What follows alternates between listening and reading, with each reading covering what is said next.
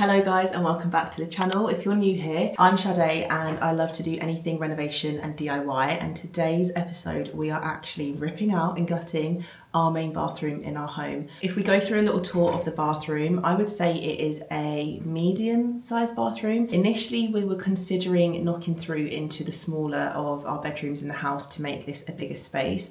However, I have actually converted that into my office and tend to use it a lot, so we're not knocking any walls down, we're just going to work with what we've got. We seem to have this box panel at the end side of the bathroom just underneath the window, but I would actually rather have that space, so we're going to try and knock this out, and I hope that there is nothing that we find under there that is going to stop us doing what we need to do. Ear defenders, bin liners, a range of hammers, a bolster, I think this is called. I've also got a really small chisel, tiny screwdriver, electric driver too, because I am just an electric gal. Mask, and I have got my goggles, they're just downstairs, and then I've got a bucket which I'm actually going to aim to put any small tiles in here and just carry them down in small loads. Yeah, let's get the goggles on and we'll start smashing.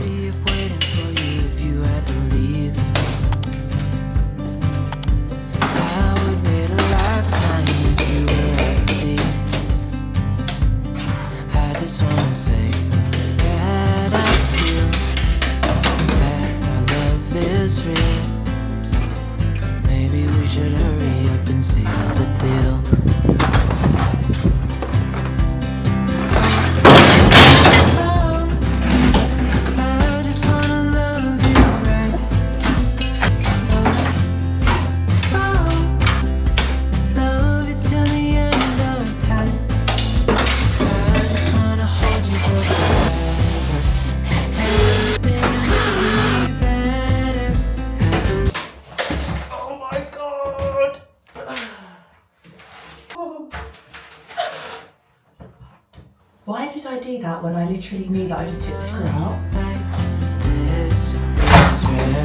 I wanna take you there.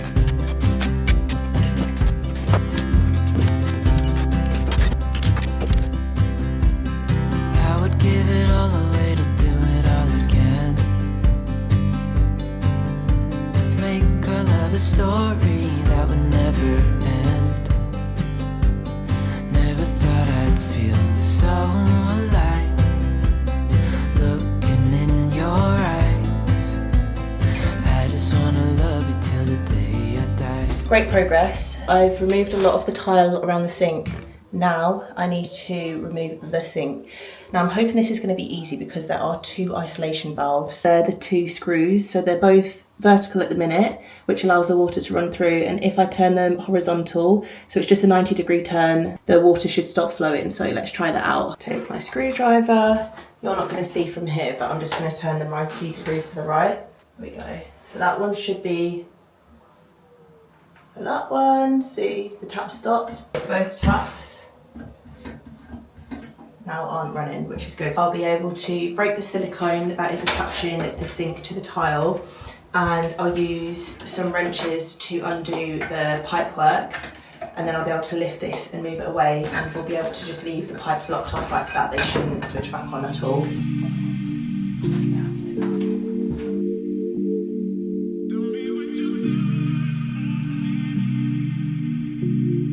The bath panel came off absolutely fine. I've then gone to turn off the isolation taps. I can see them, but there is no way in hell I can get my hand anywhere near there. Can you see what I'm trying to reach?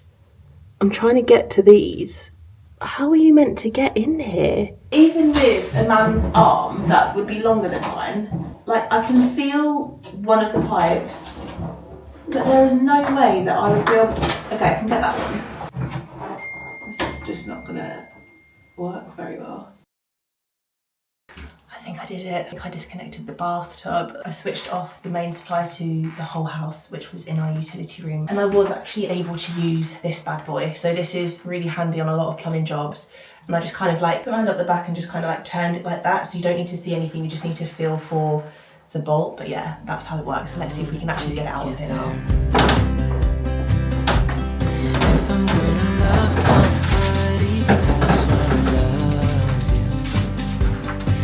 Rob?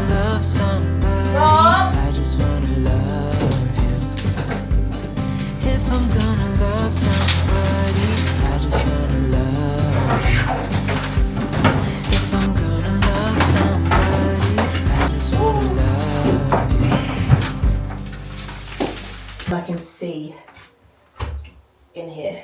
Do you want to see? This is how it looks beneath the panel. Now, I'm assuming this is called the soil stack. All of the waste ducts, I guess, that especially long, thick one there, that's where the waste goes. And then the rest of them are waste from the bath and the sink. It doesn't look fun, but it is a decent amount of room. And if we can get rid of this, that would make me super happy.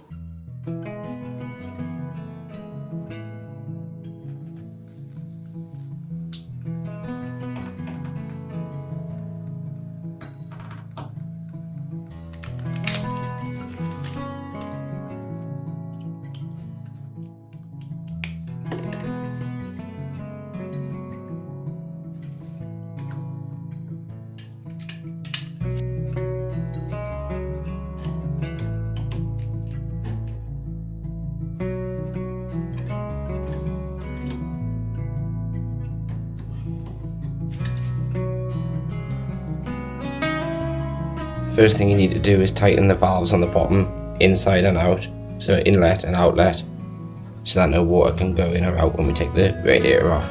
The second thing is pop off these caps to expose the screws.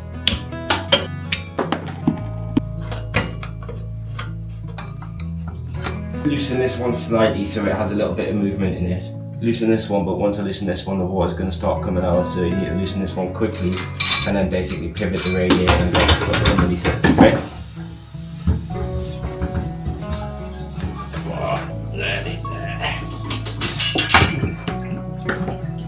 I would say that was only a 7.5 out of 10 panic station.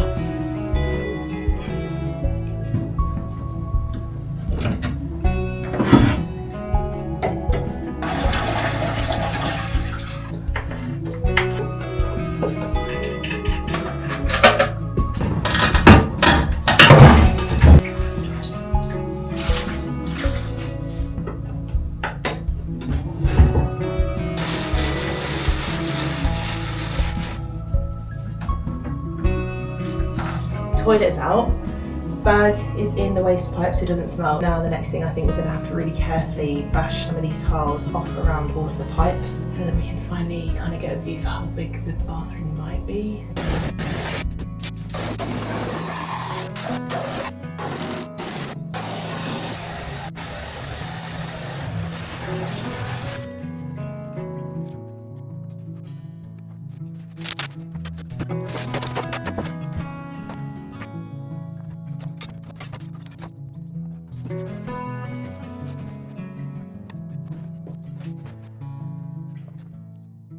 We have been tackling the bathroom for probably best part of 3 or 4 days now. There are some hiccups that we've come across as per usual. When it comes to the tiles on the walls, most of the walls, I would say 3 out of the 4 walls, have come off pretty well.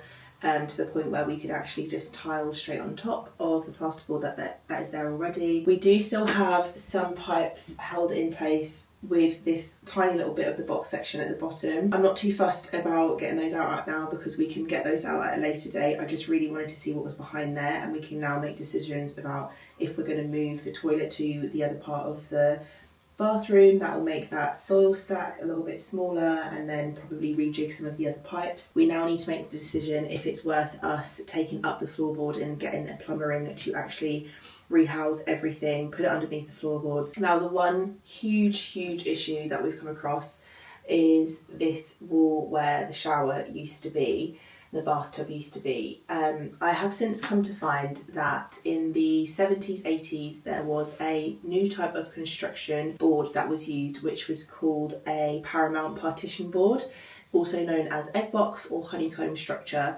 And it's essentially a type of thick cardboard that has this like honeycomb egg box construction inside, and that is all it is. There's like no structural stability to it as far as I've read online. and it's such a nuisance. I typed in the problem that I was having with trying to take these tiles off the wall, and the first thing that came up was so many builders forums saying the exact same thing, that they've been trying to renovate their bathroom from the 70s, 80s, they've tried to pull off the tile from the wall and it's ripping down the actual wall. How can they remove the tiles without damaging the wall itself and taking it through to the next room? I haven't seen anything, there's no quick fix, there's nothing that someone's done that has worked. A lot of people have actually had to sadly take down the wall, build a proper stud wall inside and then board onto that. I'm not saying that's out of the question, I've had a thought about it, and it sucks that we might have to take this wall down and then I'll have to redo that wall of the guest bedroom and it will be messy. But if it means that we are left with a proper wall and it means that we don't have to mess on with this tile on tile business and we don't even have to try and remove these tiles, then it's something that I'm willing to consider. I'm really struggling with what to do with this, and I don't love the thought of taking the whole wall down. But if we have to go there, then we'll have to go there. But yeah, that's it for this episode. This was definitely the demolition one. For the next one, I don't think we'll have any physical work here done in the next couple of weeks, purely because the next stage for me, now that I've got measurements, is to do design. I have an idea what I kind of want it to look like, and I've started a Pinterest board, but I need to kind of solidify things, then we can get ordering things and then the work will commence. So part 2 of this video will be the design process. I hope that you enjoy it. Anyway, if you did enjoy this video, please do give it a thumbs up, like and comment, follow along, subscribe to the channel so you don't miss the rest of the series of this. Also, if you want to catch up on some day-to-day decisions that I make, do follow me over on my Instagram, TikTok too. So yeah, follow along on those platforms as well. But yeah, I hope that you enjoyed the video. Thanks so much for watching, and I will see you in the next one. Take care, guys. Bye.